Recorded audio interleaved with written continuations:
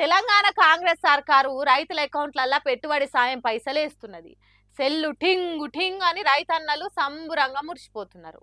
వానకాలం పెట్టుబడి చేతికి అందుడుతోని ఎరువులు ఇత్తనాలు కొని తెచ్చుకుంటుర్రు. ఓ దిక్కు రైతులకు మేలు చేస్తుంటేనే ఇంకో దిక్కు రైతన్నలు ఏం చేస్తున్నారో చూడుండ్రి కాంగ్రెస్ సర్కారు.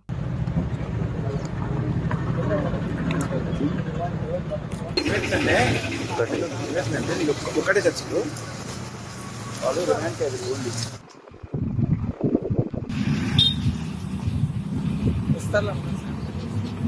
అన్నం పెట్టే రైతు చేతులకు బేడీలెందుకురో రన్నా అని పాడుకున్న రోజులు మళ్ళా తీసుకొస్తున్నది కాంగ్రెస్ సర్కారు.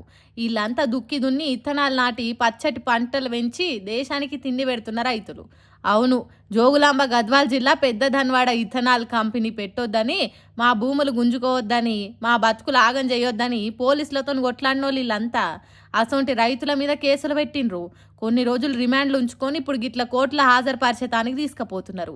వీళ్ళు దోపిడి దొంగలైనట్టు, దేశాన్ని ముంచి బయటి దేశాలకు పారిపోయిన వాళ్ళు అయినట్టు, లేకపోతే ఉగ్రవాదులు ఉల్ఫా తీవ్రవాదులు అయినట్టు చేతులకు సంఖ్యలేసి తీసుకుపోతున్నారు. ఈ వీడియోలు సోషల్ మీడియాలో పొట్టు తిరుగుతున్నాయి. ఇప్పుడు ఇదే కాంగ్రెస్ పార్టీ తీసుకొస్తానన్న ప్రజా ప్రభుత్వం, ఇదేనా ఇందిరమ్మ రాజ్యం?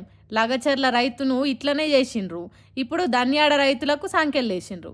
మా కాంగ్రెస్ ప్రభుత్వంలో అణిచివేతలు ఉండయి, మాట్లాడే స్వేచ్ఛ ఉంటుంది, భావ ప్రకటన స్వేచ్ఛ ఉంటుంది, ఎప్పటికీ ప్రజలకు అందుబాటులో ఉంటుందని చెప్పుకునే లీడర్లకు ఇది కానొస్తలేదా? అన్నం పెట్టే రైతుల చేతికి బేడీలేస్తారా? మా భూములు మాకే ఉండాలే, ఇథనాల్ ఫ్యాక్టరీ ఇక్కడ వద్దు అని కొట్లాడినందుకు ఇంతటి మర్యాద? ఇదేనా పోరాట స్ఫూర్తి? హక్కుల కోసం కొట్లాడితే చేతులకు సంఖ్యలేస్తారా? రైతులు ఏడ్చిన రాజ్యం బాగుపడదని స్పీచ్లు దంచుతారు కదా, మరి ఇదేంది? కాంగ్రెస్ సర్కార్ వస్తే కష్టాలు తీరుతాయి అనుకొని ఓట్లేసిన జనానికి ఇదేనా మీరు ఇచ్చే గౌరవం? ఇదేనా బహుమానం అని అడుగుతారు సోషల్ మీడియాలో పబ్లిక్ ఇది చూసినాక. మరిగా దీని మీద సర్కార్ ఏం సమాధానం చెప్తుందో ఏమో.